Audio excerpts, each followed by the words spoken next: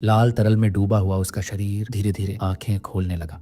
पहला एहसास भ्रम, दूसरा सवालों की बाह और तीसरा एक अजीब सी उदासी। ये जगह खाली थी, बस अनंत तक फैला लाल तरल, ना कोई आवाज ना कोई आहट। विकर बिल्कुल अकेला था और तभी यादें लौटने लगी। केन कोर्सो की तलवार, जिसका वार इतना तेज था कि विकोर के पास प्रतिक्रिया देने का भी समय नहीं था। उसका 7वां बास्करविल वार केन के 9वें वार ने चकनाचूर कर दिया था, सीधा उसके सीने पर। उसने अपने हाथ को देखा, आंखों में नमी और निराशा चमक उठी। यह हार उसके अंदर तक चुभ गई थी। फिर अचानक उसकी आंखें फैल गई, एक सिहरन रीढ़ में उतर आई। ये कहाँ हूँ मैं? वो खुद से बुदबुदाया। सांसें तेज हो गई, हाथों के बल उठकर बैठ गया। चेहरे पर डर की परछाई, आंखों में सवाल, क्या मैं मर चुका हूँ? धीरे धीरे उसने सिर उठाया और रुक गया। दूर लाल सागर और अंधेरे के बीच कुछ चमक रहा था। एक दरवाजा चमकता हुआ। विकोर चुप हो गया। दिल की धड़कन अब कानों में गूंज रही थी। क्या ये वही है, वो डेथ लाइन जिसकी बात केन ने की थी? केन कोर्सो के शब्द उसके कानों में फिर से गूंजने लगे। मैंने भी बेसिलिस्क से लड़ते हुए डेथ लाइन पर ही 8वां बास्करविल टेक्निक सीखा था। जीने की आखिरी चाहत उसे खड़ा कर देती। लाल तरल को चीरता हुआ वो धीरे धीरे दरवाजे की तरफ बढ़ता है। पास पहुंचते ही उसकी आंखों में हैरानी की चमक, मुट्ठी कस जाती। अगर ये मौत का दरवाजा है और मैं इसे पार नहीं कर पाया तो मैं अब भी जिंदा हूँ। उसने हाथ बढ़ाया, कुछ पल यूं ही ठिठक गया, फिर अपने हाथ को घूरने लगा। एक हल्की सी राहत आंखों में उतर आई। नहीं, मैं अभी मरा नहीं। पर मन के किसी कोने में वो जानता था ये शायद वही है जिसे केन किस्मत कहता था। बास्करविल की 10वीं तकनीक। उसे याद आया, वो पेड़ जिसके नीचे बेसिलिस्क की लाश पड़ी थी और केन का वो वार जो उसके पूरे शरीर में जलन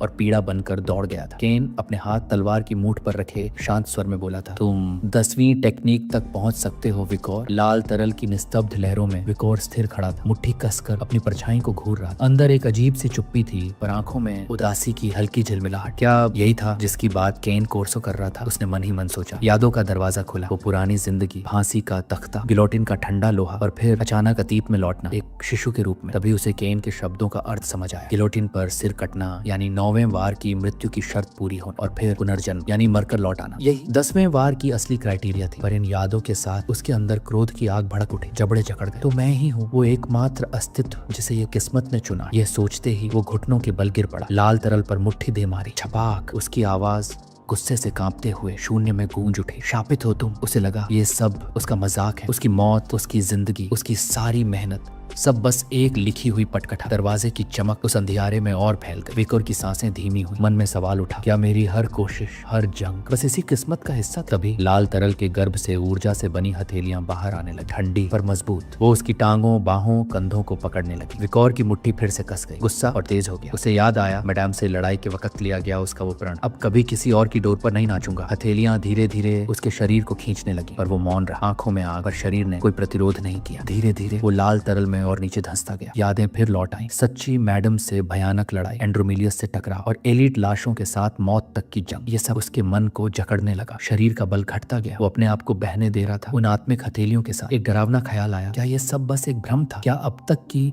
मेरी हर लड़ाई, हर बलिदान बेमानी था? और फिर मन में एक छोटी सी चिंगारी, अगर किसी तरह मैं बास्करविल की 10वीं तकनीक तक पहुंच जाऊं तो ये मेरी जिंदगी का सबसे बड़ा क्षण होगा। लेकिन वो सवाल अब भी चुभ रहा था, क्या ये काफी होगा? लाल तरल में डूबे इस सन्नाटे के बीच वाइकोर के कानों में फिर गूंज उठे डेथ नाइट केन कोर्सो के वो शब्द। 10वीं तकनीक हासिल करने का मतलब है यहीं कैद रहना, समय की गिनती खो देना। विकोर की मुट्ठी कस गई। तो फिर इसका मतलब क्या? इस शक्ति का हासिल होना किस कीमत पर? अचानक उसकी यादों में लौट आई वो भयानक लड़ाई, 10 एलीट कॉर्प्स के खिलाफ। जमीन लाशों से पट्टी थी, हर ओर तलवारें गड़ी हुई और उसी खून धूल भरे मंजर में उसे अपने पिता का चेहरा दिखा, अपने परिवार का, बलाक जनजाति के लोगों का और अपने दोस्तों का। फिर वो अनाथ लड़की जो उन्हीं 10 एलीट में से एक के हाथों मारी गई थी, उसके चेहरे पर अब भी वही मासूम, सुकून देने वाली मुस्कान थी। अचानक गहरे लाल तरल की सतह पर बुलबुले उठने लगे, फिर और तेज, जैसे भीतर कोई उफान मच रहा हो। विकोर की आंखों में गुस्से की आग भड़क उठी। अगर मेरी ताकत ही मेरी किस्मत लिख रही है और ये किस्मत मेरे अपने लोगों को खतरे में डाल रही है, तो मैं इस किस्मत को उसी के खिलाफ मोड़ दूंगा। टॉवर के लिए नहीं, उनके लिए। वो जोर से चिल्लाया, मुझे उन्हें आजाद कराना ही होगा। उसकी आंखों में अब सिर्फ अडिग संकल्प था। वो जगह जहां उसे होना चाहिए टॉवर नहीं बल्कि उनके पास थी। उसे जिंदा लौटना ही था। विकोर ने अपनी सारी ताकत इकट्ठी की और तभी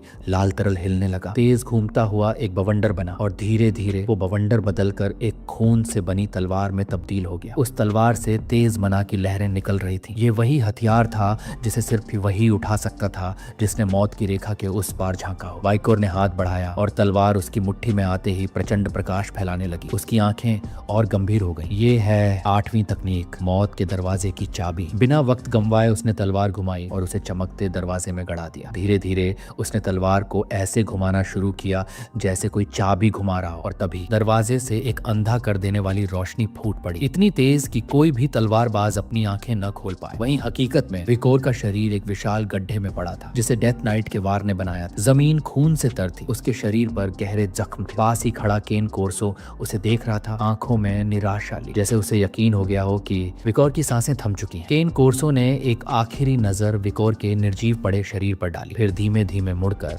अपने सिंहासन की ओर चल पड़ा। कुछ पल बीते, खामोश, भारी। उसकी नजरों में निराशा थी, लेकिन होठों पर एक हल्की सी मुस्कान भी। बेशक ये लड़का असाधारण था, उसने बुदबुदाया, पर अंत में वो अपनी ताकत नहीं जगा पाया। लेकिन तभी खून में लथपथ वाइकोर ने अपनी आंखें खोली और उसके भीतर से उठी एक प्रचंड, लगभग दिव्य मना की लहर। हवा भारी हो गई, जमीन जैसे कांपने लगी। केन ठिठक गया, उसकी आंखें फैल गईं, सांस थम सी गई। ये तो वो पहचान चुका था, 8वीं तकनीक की आभा। वो नौसिखिया ये कर चुका था। केन अभी हैरानी में ही था कि वाइकोर की आंखों में खतरनाक चमक उभरी और अगले ही पल वो उसके पीछे था, हमला करने को तैयार। क्या?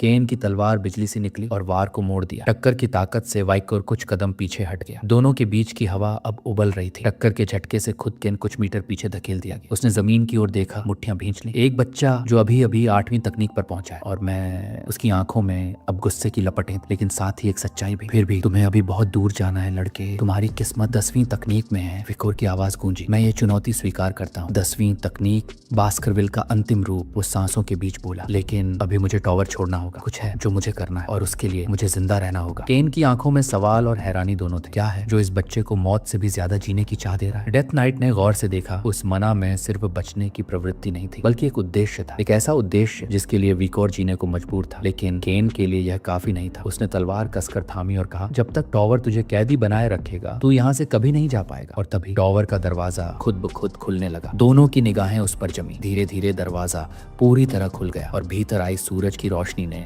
अंधेरे को चीर दिया। एक तेज झोंका अंदर आया, जैसे बाहर की दुनिया बुला रही हो। केन चुप था, गहरी सोच में डूबा। ये खुद कैसे खुल गया? विकर ने तलवार उठाई, उसकी नजरें दरवाजे पर टिकी थी, लेकिन दिल में सवालों का तूफान उठ रहा था। ये कोई चाल तो नहीं? कहीं केन अचानक हमला करने वाला तो नहीं? हवा और तेज हो चली थी। तभी केन ने गहरी थकी हुई आवाज में कहा, नहीं, ये चाल नहीं है। शायद ये लड़ाई यहाँ तक टॉवर की ही मर्जी से आई है। उसने आंखें बंद कर ली। जाओ लड़के, तुम्हारी किस्मत यहाँ नहीं, बाहर है। यही tower of the tomb of swords की इच्छा। उसके लहजे में एक अजीब कड़वाहट थी। ये चाहता है कि तू चला जाए और मुझे इस अनंत कैद में छोड़ दे। वो ठहर गया, मानो खुद से ही पूछ रहा हो, क्या मैं कभी आजाद हो पाऊंगा? विकोर की मुट्ठी कस गई, उसकी आवाज गरजी, क्या तुम चाहते हो कि मैं तुम्हें बास्करविल की 10वीं तकनीक से मार दूं? केन की आंखें अचानक फैल गईं। तू क्या कह रहा है? विकोर की सांसें भारी थी, लेकिन शब्दों में अटल दृढ़ता थी। अगर मैं 10वीं तकनीक तक पहुंचा तो मैं तुम्हें इसी तलवार से मुक्त करूंगा, तुम बस इंतजार करना। केन के होंठों पर एक हल्की थकी मुस्कान आ गई। चाहे जैसे भी बहे, मैं इंतजार करूंगा लड़के। हवा और तेज बहने लगी। जमीन से धूल के बादल उठे। वाइकोर ने सिर झुकाकर कहा, एक सवाल है, क्या वो लर्किंग एम्बुश स्वॉर्डमैनशिप की किताब तुमने तोड़ी थी? उसकी नजर जमीन पर थी। क्यों किया ऐसा? केन की आकृति धूल में धुंधली होने लगी। ये भी टॉवर की मर्जी थी। उसकी आवाज हवा में घुल गई। धूल का तूफान पूरे टॉवर में फैल गया और अगले ही पल टॉवर बिना कोई निशान छोड़े गायब हो गया। विकोर वहीं खड़ा रहा, खामोशी में ये समझने की कोशिश करता हुआ कि अभी क्या हुआ। तभी वो छोटी सी मकड़ी छुपने की जगह से बाहर आई, धीरे से उसके कंधे पर आ बैठी। उसकी आंखों में खुशी थी। उसने जैसे उसे पुकारा। विकोर ने चौंक कर उसकी ओर देखा और तब उसे एहसास हुआ उसके हाथ में स्पेक्टर का ट्री था। वो उसे ध्यान से देखने लगा। अब साफ था, केन शुरू से जानता था कि